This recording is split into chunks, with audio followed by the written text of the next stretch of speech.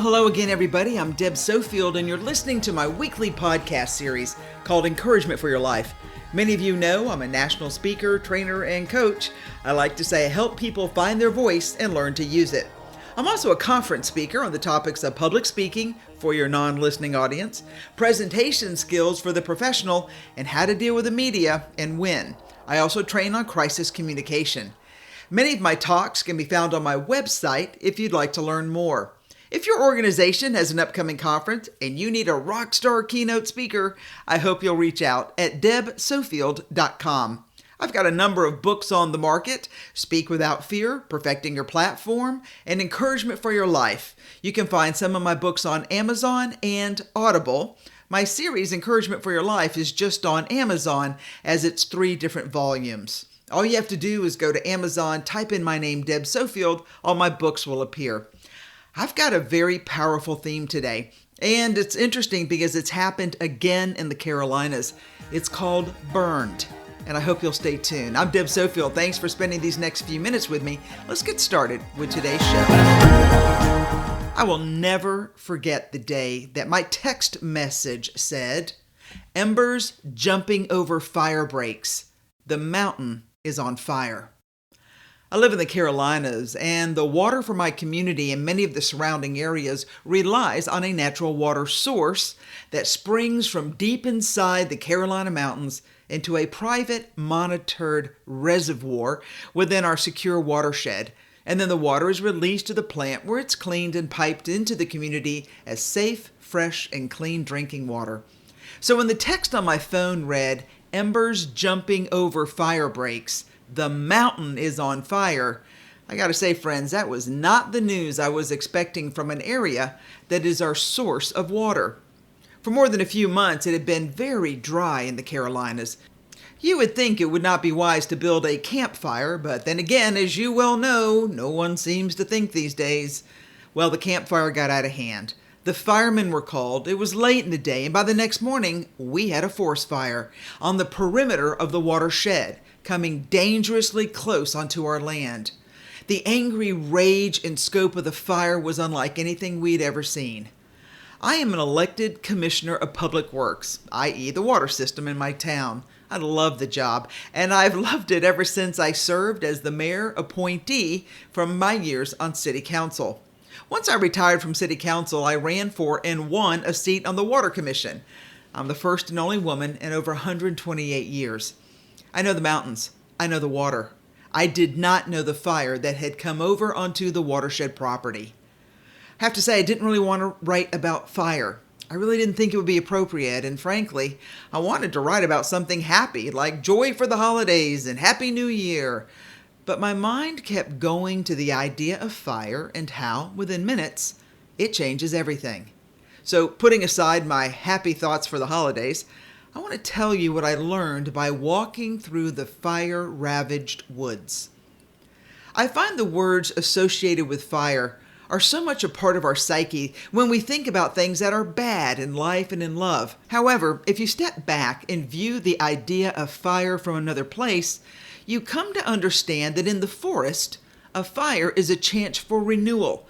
And I think that in life, it just might be what is needed to begin again. All right, now stay with me on this. I think fire in a weird way is a funny thing. If you're like me, you love a crackling fire in the fireplace on a cold winter's evening. Or if you grew up with a bonfire with your church group, roasting marshmallows and making those gooey s'mores with graham crackers and Hershey chocolate bars. Maybe you remember a beach fire that is lit to push back against the salty breeze of a cold evening air. And who of us didn't think it was cool to have candles on their birthday cake, or to reflect a lighted candle for a soldier, a sinner, a saint, or to honor the eternal flame in remembrance of others? Fire. We all have a connection with the flame in one sense or another. I put together some phrases that we usually associate with fire. In a relationship that's gone bad, we say, "We've been burned." Or we meet somebody and we have a spark that may become a flame. If we continue to pine away for an old flame, we carry a torch. Or if we're going through hard times, we say it's baptism by fire or trial by fire. Or we've come under fire. or some kind soul has pulled our bacon out of the fire. We encourage our supporters to get fired up and set the world on fire, but don't have too many irons in the fire. We hold people's feet to the fire, but don't play with fire. But do keep the home fires burning. Just don't drink from a fire hose. But be ready to fire back before you come under fire. It's okay to fight fire with fire, just don't stand in the line of fire, or you'll catch fire. Because where there's smoke, there's fire. And even if you have money to burn, don't burn your bridges. And if you jump from the frying pan into the fire, you're just going to add fuel to the fire. So before I light a fire under you, you might want to stop, drop, and roll. Okay, I got a little carried away with that, or I got lit. Either way, I'll stop now. This week, a couple of my fellow commissioners, staff, and I took a tour of the mountains to see the fire damage. It was an interesting sight because of the way the fire ran up and down and around the mountain. It created a mosaic of burned, charred trees and trunks and bushes. And it burned up decades of old leaves and duff that had collected on the forest floor. It was an unusual sight to see the blackened, charred trees on the ground and the healthy tree not licked by one bit of flame right next to it. And then patches of scorched earth next to healthy and live ground scrub. We'll wait until spring to see what will happen.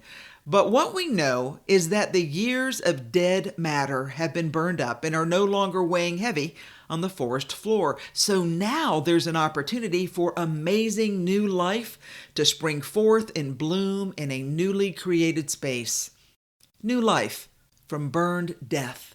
It's hard to imagine standing amidst the acres of charred forest. But then you notice that sunlight is now falling on the blackened ground, since the tree canopy is no longer shading and shielding the land.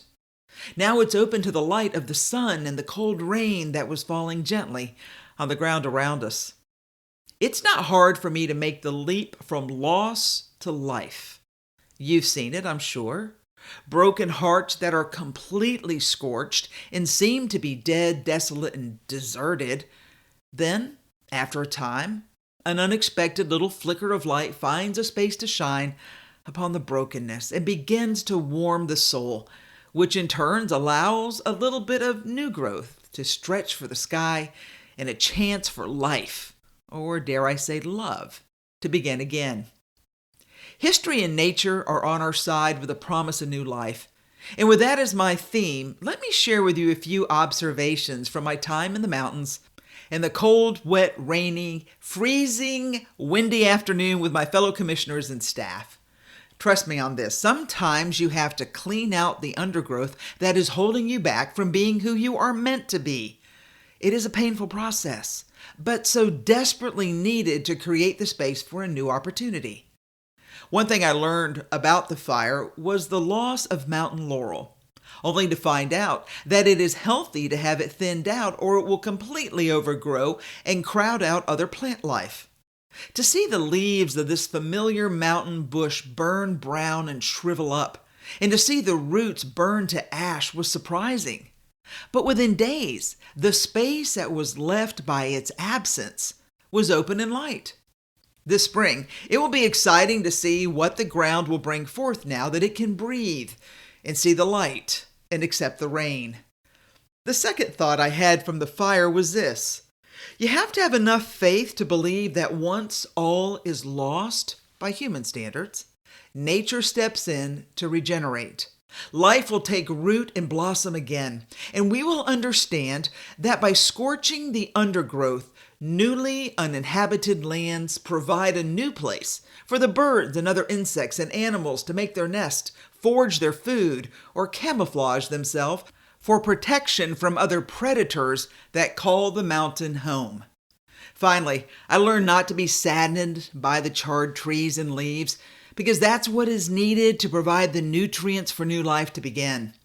I read a few articles that explain the amazing value of the breakdown of the forest for food and nutrients, and in a sense, energy for the land to heal and thrive. The natural cycle of nature takes a very long time to break down, but with fire, it's almost instantaneous for the nutritional benefits to leach into the earth to provide sustenance for the land, animals, really, in a sense, completing the perfect cycle from loss to life. As I mull over the idea of destruction to design, I'm actually in awe of the wonders of the world and how perfectly it was made, and how it follows a natural pattern of seasons to protect itself and provide for others. So, while the fire was a disruption and clearly gave us a scare, we're also grateful that in the upstate of the Carolinas, no life was lost due to the fire, and neighbors met neighbors, and casual friends became closer by relying on each other for food and faith and fellowship. It ended as well as it could, maybe better than expected.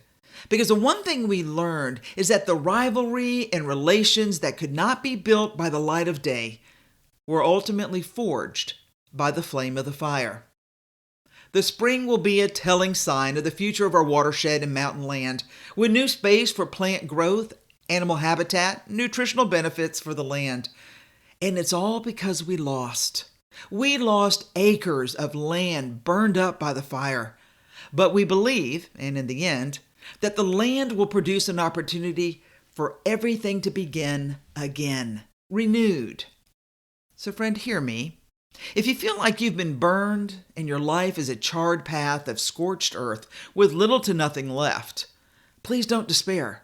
Look to nature and see the perfect plan that has been in place for generations. And as hard as it is to understand, sometimes we have to die completely to live more fully. I know this makes zero sense when you're going through the fire, but you have to trust that in the end, it'll be all right. And if not, well, then you're not at the end. So hang on. Spring and summer are coming. So I wanted to redo this podcast since I lost so many a while back. And that fire is what we call the Pinnacle Fire. Recently in the Carolinas, we have the Table Rock Fire. We are now at the end of that. It's finally been contained. But once again, I'm at 13,000 acres of charred forest. So I look forward to once again seeing what will happen when new life begins. It's a fascinating cycle. I know you don't think about it much. All we think about is the devastation of the land. But friend, new life comes, and it comes from everything that's been broken. All right, you've been listening to Deb Sofield's Encouragement for Your Rockstar Amazing Life. And friend, I hope you'll join me next week so we can continue the journey together as we work towards a better day. And remember this, I don't care what the world says about you. I want you to know that I care about you, and I care about you because I believe some of you who are struggling will go from death to life, and you will do big things. And I'm going to walk alongside you as we follow that dream together. Take care, everybody.